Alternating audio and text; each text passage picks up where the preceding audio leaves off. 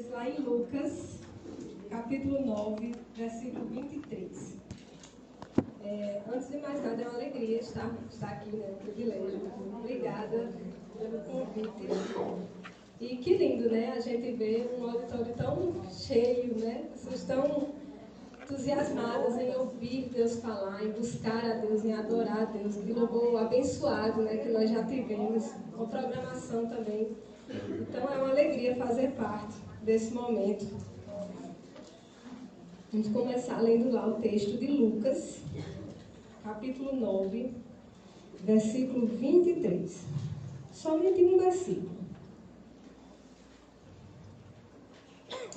Amém? Todos encontraram? Amém. Jesus dizia a todos: se alguém quiser acompanhar-me, negue-se a si mesmo, tome diariamente a sua cruz e siga-me. Vamos baixar nossas cabeças para orar.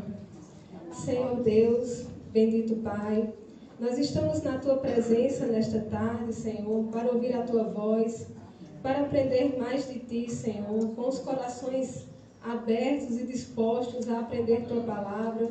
Em nome de Jesus, Pai, eu quero Te pedir que o Senhor venha falar aos nossos corações, que possamos sair daqui transformados pelo poder da Tua palavra, Senhor. Não por palavras humanas, não por sabedoria humana, mas porque a Tua palavra é viva e eficaz, porque ela transforma e restaura os nossos corações. Em nome de Jesus, que o Senhor cresça, que eu diminua, que a Tua palavra, Senhor, tenha lugar em nossas vidas, que possamos, Senhor, sair daqui verdadeiramente impactados com aquilo que o Senhor tem para nós nesta tarde, nesta mensagem, nas outras que virão, que o Senhor venha falar aos nossos corações neste evento. Em nome de Jesus. Amém. Amém. O tema que foi passado é: viver pela fé requer renúncia do nosso eu. E pelo que a gente vê aqui, né, o tema geral do encontro é uma vida pela fé. Né? Então a gente precisa primeiro pensar o que significa viver pela fé. Como essa é a primeira, né, o primeiro momento, então acho que a gente precisa refletir um pouco sobre isso. O que significa viver pela fé? O que é uma vida pela fé? Essa expressão, ela aparece 4 vezes na Bíblia. Né? Então a gente tem Gálatas 3:11, Hebreus 10:38 e o texto famoso de Romanos 1:17, né, que marca aí um dos momentos mais importantes da Reforma Protestante. Esse texto: o justo viverá pela fé. Ele aparece 3 vezes no Novo Testamento. O justo viverá pela fé. E esses 3 textos fazem referência a Abacuque 2:4 no Antigo Testamento, que diz também: o justo viverá pela fé. 4 vezes a gente encontra na Bíblia essa expressão. E o que significa viver pela fé?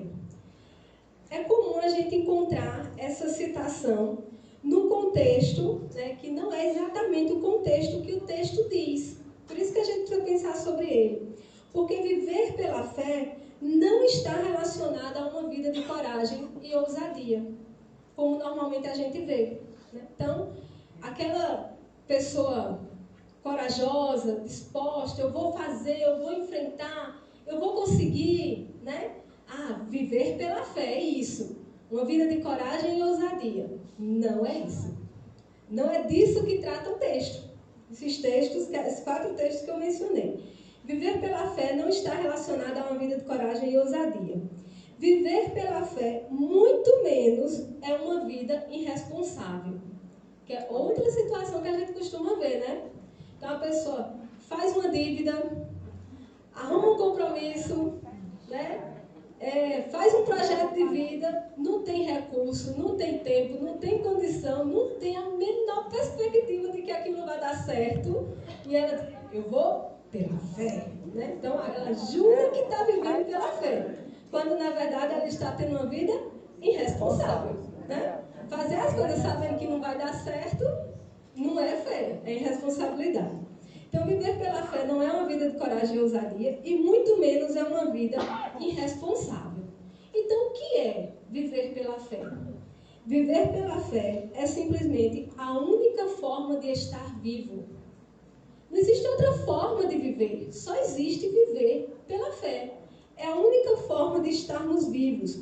Porque a Bíblia nos diz que o salário do pecado é a morte. A Bíblia nos diz que nós estávamos mortos em nossos delitos e pecados. Né? Efésios 2:5. Porque nós estávamos mortos em nossos delitos e pecados. Todo ser humano, ele já nasce morto. Nós já nascemos mortos em nossos pecados, mortos espiritualmente. Porque quando o homem pecou, toda a humanidade foi separada de Deus. Nós estamos distantes da glória de Deus. Não é isso que Romanos diz? Porque todos pecaram e estão destituídos da glória de Deus. E Deus é a fonte da vida. E se nós estamos longe de Deus, nós estamos longe da vida. O homem pecador, ele está distante da verdadeira vida. Então ele está morto. Espiritualmente morto. Incapaz de reconhecer seus erros. Incapaz de se aproximar de Deus. Incapaz de obter a vida eterna. Incapaz de fazer o que é certo. Ele está fadado ao pecado e a se afastar ainda mais de Deus.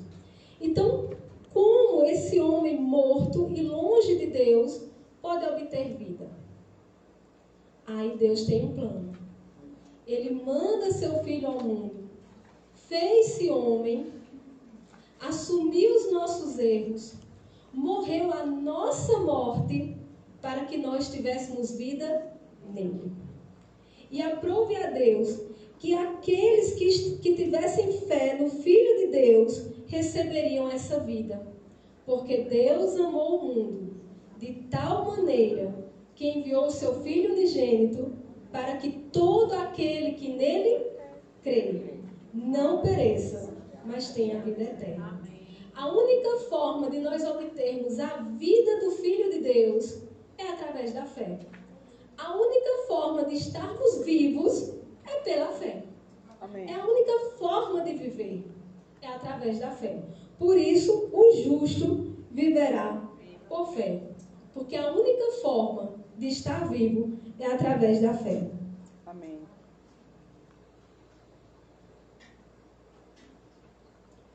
Efésios 2:8 diz: pela graça sois salvos mediante a fé. É pela fé que somos salvos. É pela fé no Filho de Deus. É pela fé no sacrifício que Ele fez. Pela graça sois salvos mediante a fé. Isto não vem de vós, é dom de Deus.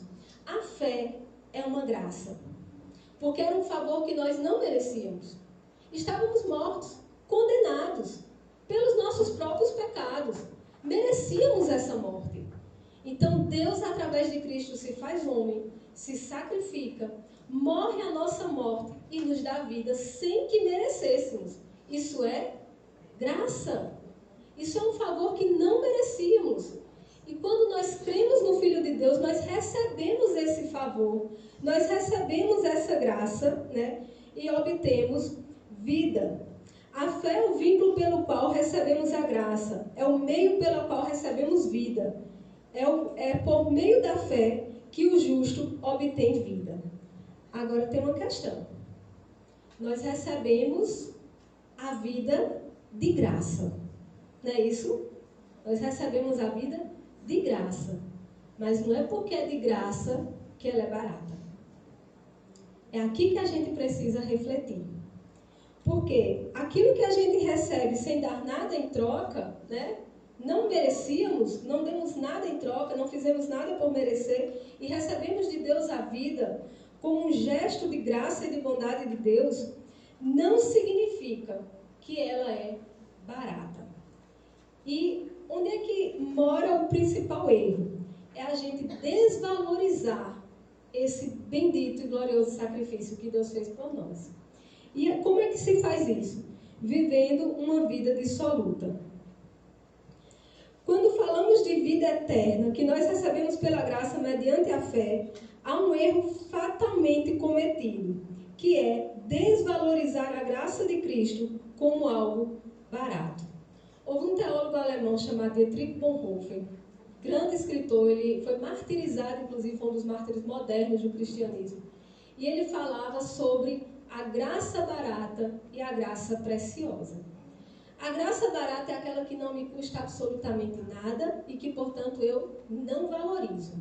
E a graça preciosa é aquela que eu entendo o quanto que ela custa, o quanto que ela vale. Jesus falou sobre a graça preciosa lá em Lucas capítulo 9, versículo 23. Por isso que a gente começou com esse texto. Lucas 9, 23, Jesus dizia a todos: se alguém quiser acompanhar-me, em outras versões diz, vir após mim, negue-se a si mesmo, tome diariamente a sua cruz e siga-me. Jesus está dizendo aqui, olha, você quer me seguir? Você quer vir após mim? Ótimo, mas há um preço. Há um custo. Não é um preço para ser salvo. Eu paguei todo o preço que precisava. O preço foi pago lá na cruz. Mas há um preço para seguir Jesus.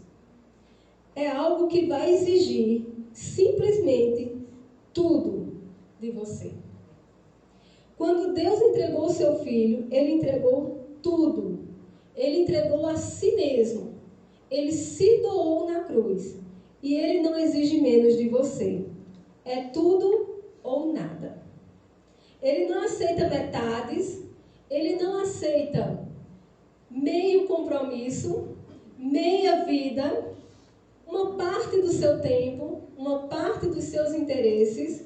Ele quer absolutamente tudo. Porque ele entregou-se por inteiro. Quando ele se entregou totalmente. Vamos ver mais um texto, vai complementar isso que nós estamos discutindo. Lá em Mateus capítulo 8, versículo 19 e 22.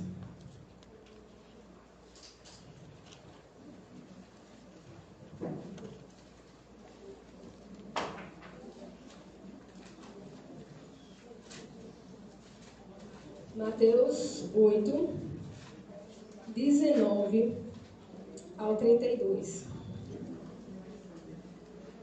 Amém? Então o mestre da lei aproximou-se e disse: Mestre, eu te seguirei por onde fores. Jesus respondeu: As raposas têm suas tocas, e as aves do céu têm seus ninhos, mas o filho do homem não tem onde repousar a cabeça. O outro discípulo lhe disse: Senhor, deixa-me primeiro sepultar meu pai. Mas Jesus lhe disse: Siga-me e deixe que os mortos sepultem os seus próprios mortos. É interessante que a gente vê aqui alguém afoito em seguir Jesus. Alguém que estava disposto a ser um discípulo. Alguém que estava disposto a seguir Jesus. E não era qualquer pessoa, era um escriba. Os escribas eram pessoas entendidas da lei. Eram copistas que copiavam e recopiavam as leis. E eles entendiam, eles tinham conhecimento da lei, eles tinham conhecimento de Deus, eles tinham conhecimento da religião, e ele estava ali disposto a seguir Jesus. Ele disse: Mestre, eu vou te seguir para onde você for.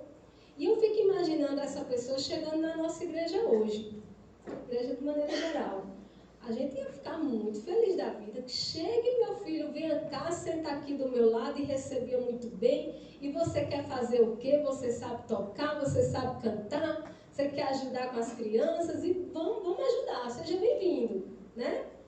Porque muitas vezes, até mesmo na forma como nós pregamos o Evangelho, a gente explicita que não tem uma compreensão verdadeira do que é o Evangelho. Porque a gente diz: venha, pode vir, e é aqui mesmo, chegue. E como é que a gente prega o Evangelho? Jesus te ama, Ele quer te salvar, Ele tem um plano maravilhoso para a sua vida, e Ele vai te abençoar. E pronto. E a gente só diz até aí. Ele chegou aqui animado para servir Jesus, animado para ser um discípulo. Aí Jesus diz: calma, peraí. Você tem noção do que isso vai lhe custar? Você tem ideia do que significa me seguir? Você sabe o que é isso? Porque eu não quero que você venha enganado, não. Eu não quero que você venha aqui sabendo metade da história. Pode vir, é bem-vindo. Mas você tem que saber o que isso vai lhe custar. Isso vai lhe custar tudo. Vai lhe custar simplesmente tudo que você tem e o que você é. E Jesus diz, olha, as raposas têm tocas, até os passarinhos têm onde dormir. Eu não prometo nada. Eu não estou prometendo nada. Por sua conta e risco. Eu não garanto um canto confortável para ficar, eu não garanto segurança, eu não garanto conforto. Não está no pacote. Não é isso que eu prometo. Não é isso que está sendo discutido. Então Jesus mostra para aquele escriba que segui-lo tem um alto custo. Segui-lo representa renunciar a si mesmo. Uma vida de fé é uma vida de renúncia. E eu volto a dizer, e o que é a vida pela fé? É a vida. É a única forma de ter vida. É crer em Cristo, é abraçar o Evangelho, é seguir Jesus. É a única forma de ter vida. Mas isso tem um custo. O custo é a renúncia de nós mesmos.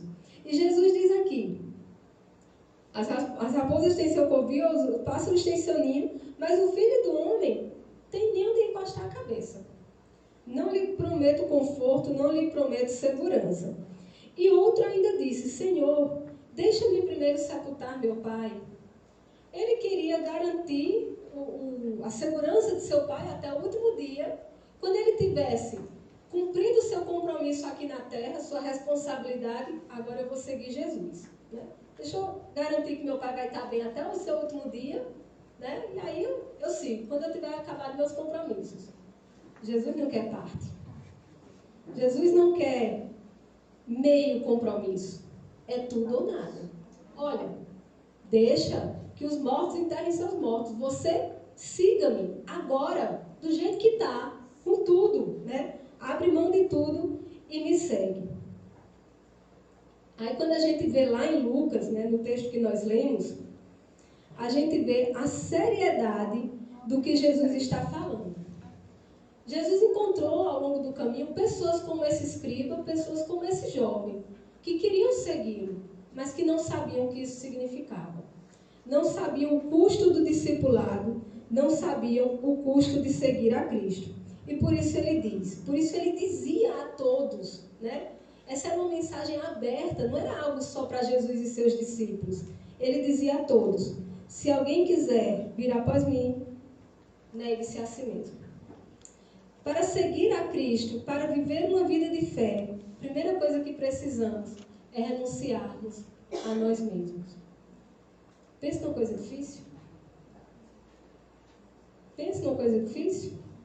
Renunciar a si mesmo significa renunciar nossa vontade, nosso orgulho, nossos desejos, nossos sonhos, nossas metas de vida.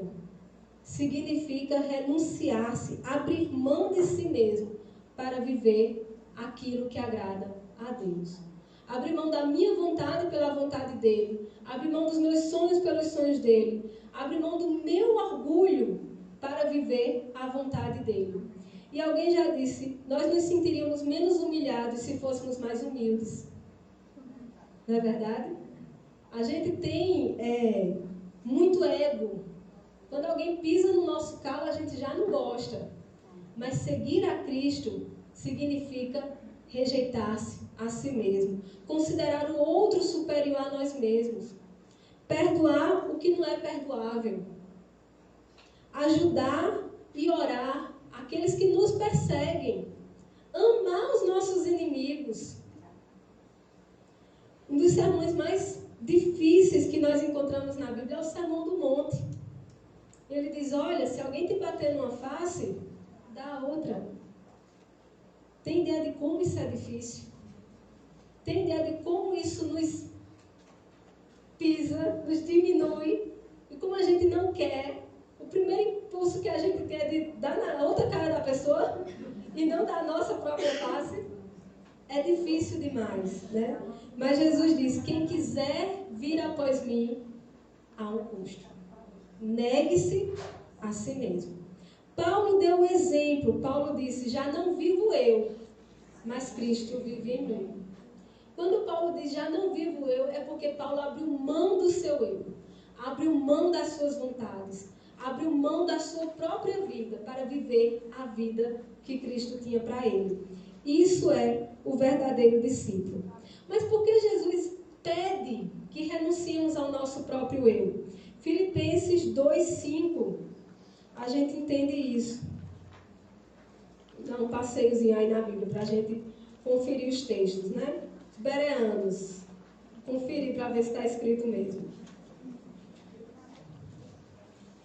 Filipenses 2, 5-8.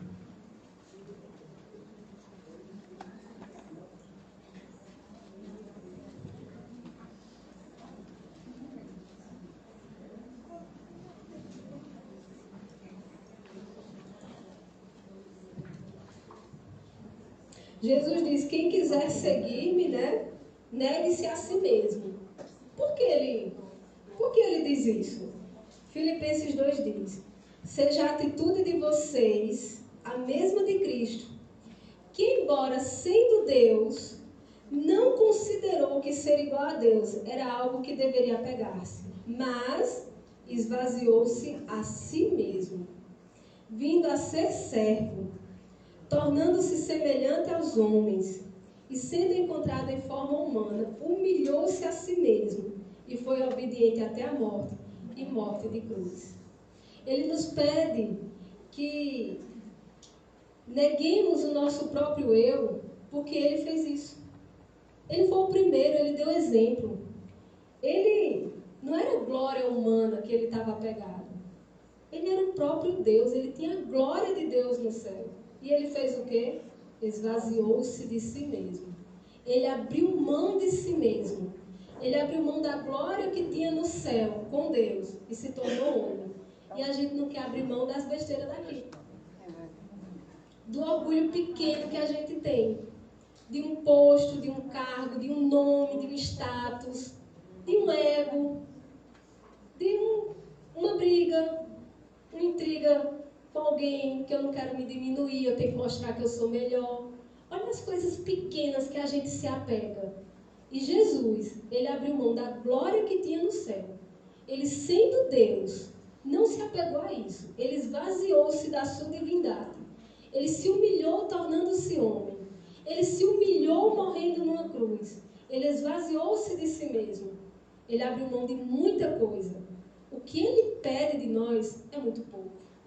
O que nós temos que abrir mão é muito pouco comparado ao que ele renunciou, comparado ao que ele fez, né? Então, é muito pouco o que nós precisamos fazer diante do que ele fez. Ele renunciou-se a si mesmo. E por isso ele diz, quem quiser seguir-me, negue-se a si mesmo. Né? Ele deu o exemplo e nós devemos seguir. Mas Lucas continua, né? Nós estávamos lá em Lucas, capítulo 9, ele continua dizendo, se alguém quiser vir após mim, negue-se a si mesmo. Aí vem a segunda parte. Tome cada dia a sua cruz. Eu fico imaginando que na hora que Jesus falou isso, o pessoal não entendeu. Na hora não entenderam. Porque cruz, naquele tempo, era uma pena de morte. Era como uma guilhotina. Imagina chegar e dizer, bota uma guilhotina debaixo do braço e sai andando. Era um instrumento de morte. Não tinha sentido. Hoje a gente interpreta muito mal esse texto, né? A gente diz, uma pessoa ruim na família é a minha cruz. Um problema de saúde, é minha cruz, né? Aí um problema no trabalho, minha cruz. Se fosse. Se fosse, né? Então, na hora eles não entenderam. Eu imagino que eles não entenderam. Não tinha esse significado que hoje as pessoas associam. Na hora não fazia sentido eu pegar uma cruz, seguir Jesus com uma cruz. Na hora passou despercebido. Mas eu fico imaginando, aqui é uma abstração minha, eu fico imaginando, quando eles viram Jesus passando na Via Cruz, com a cruz no ombro, surrado, sangrando, tombando pelo caminho, uma coroa de espinhos, chicoteado, desfigurado, que Isaías diz que ficou desfigurado o seu semblante.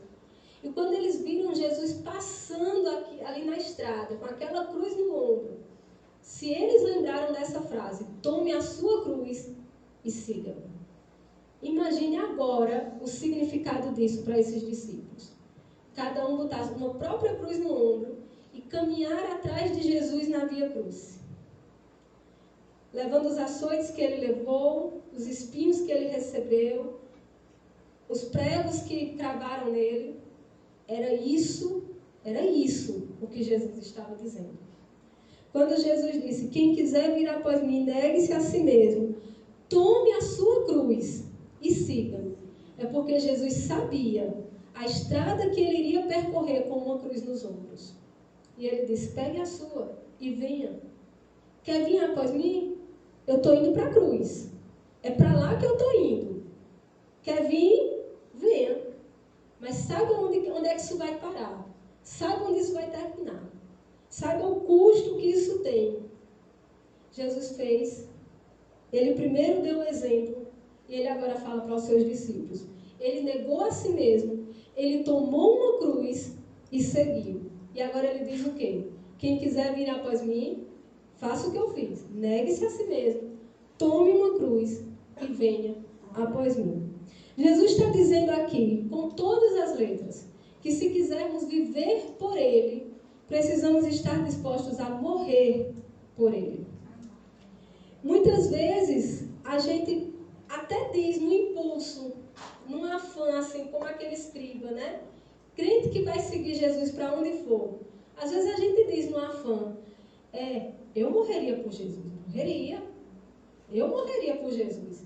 Como? Se não consegue viver por Ele. Como seríamos capazes de morrer por Cristo se não conseguimos viver por Ele? A vida pela fé, a verdadeira vida que recebemos em Cristo, a vida pela fé, é uma vida de renúncia do próprio eu. É uma vida que termina na cruz. É uma vida onde precisamos carregar a nossa cruz e crucificar lá o nosso próprio eu. O nosso orgulho, os nossos desejos, a nossa vaidade, o nosso ego crescido, ensoberbecido, precisamos crucificar diariamente. Olha o que o texto diz, tome cada dia a sua cruz. É algo que precisamos fazer todos os dias. É um exercício que precisamos acordar logo cedo, pegar o velho homem, botar na cruz e seguir Jesus. Todos os dias. Lutero tinha uma frase interessante. Ele disse, eu pensei que tinha matado o velho homem nas águas do batismo, mas descobri que o infeliz sabe nadar. Pois é. Tem que matar todos os dias o velho homem. Todos os dias. Por isso que Jesus diz, diariamente, tome a sua cruz. Todos os dias tome a sua cruz. Porque nós precisamos, todos os dias, crucificar o velho homem. Todos os dias crucificar o nosso ego, a nossa vaidade, o nosso orgulho, né? Renunciando a nós mesmos. Também precisamos lembrar o seguinte, não é apenas um sentido figurado. Muitos cristãos levaram isso ao pé da letra, até o fim. Muitos cristãos literalmente morreram por amor a Cristo. Muitos cristãos foram devorados por feras nas arenas romanas, no Coliseu, tantos outros. Muitos cristãos foram crucificados, literalmente, né? Deram sua vida, derramaram sua vida por amor a Cristo. Os discípulos foram todos martirizados. Eles carregaram literalmente a sua cruz. Eles morreram literalmente. Até hoje, muitos cristãos são perseguidos. Nós temos visto o que tem acontecido, por exemplo, na Nicarágua, mas a Coreia do Norte, os países muçulmanos. Até hoje, nós vemos cristãos que são presos, que são torturados, que são mortos, literalmente, por seguirem a Cristo. E eu fico pensando quando a gente encontrar esses cristãos lá no céu. Eu acho que vai procurar uma cadeira assim e se esconder atrás da cadeira, né? Como é a nossa vida? Como é a nossa vida de fé, se compararmos com esses cristãos?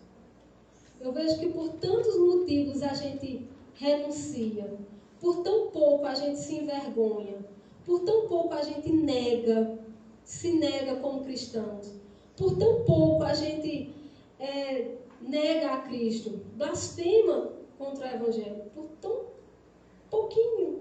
A vida não está nem em risco, é só uma vergonha, um constrangimento com os amigos, alguma coisa assim, com a família, né? Porque família e tal, não quero confusão, eu fico calado e tal.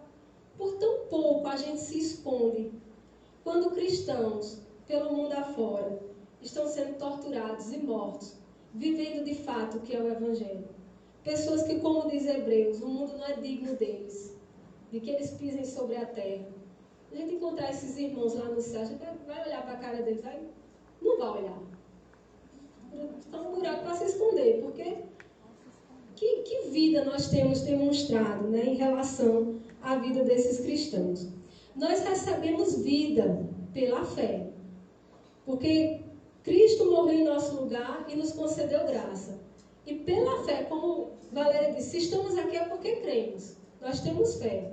Pela fé nós recebemos essa vida, mas essa vida, ela tem um alto custo. Nós precisamos viver de modo digno do Evangelho.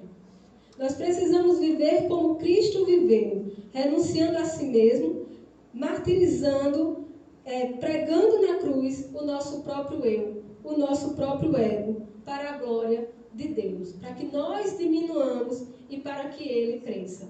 A vida pela fé é uma vida de renúncia de nós mesmos. Temos vivido uma graça barata. Temos vivido uma graça que cobra muito pouco, que diz, eu estou salvo, fui eleito, amém, glória a Deus, vou viver o que eu quero agora. Vou viver do jeito que eu quiser. Não é assim. Esse não foi verdadeiramente alcançado. Esse não foi verdadeiramente regenerado. Porque a graça não é barata. A graça é preciosíssima. Amém. A graça é muito preciosa.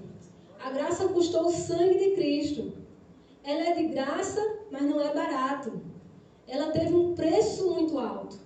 Precisamos entender o valor desse preço. E precisamos entender que Deus nos comprou por um preço muito alto. E Ele lhe comprou por inteiro. Ele quer tudo. Ele quer todo. Todo o seu coração, todo o seu tempo, todo o seu pensamento, todas as suas emoções, todo o seu eu. Ele quer que você se entregue por inteiro e viva a vida que Ele tem para você. Muita gente tem buscado uma vida pela fé, mas é uma vida de irresponsabilidade. É uma vida de falsa ousadia. A verdadeira vida que obtemos é uma vida de renúncia.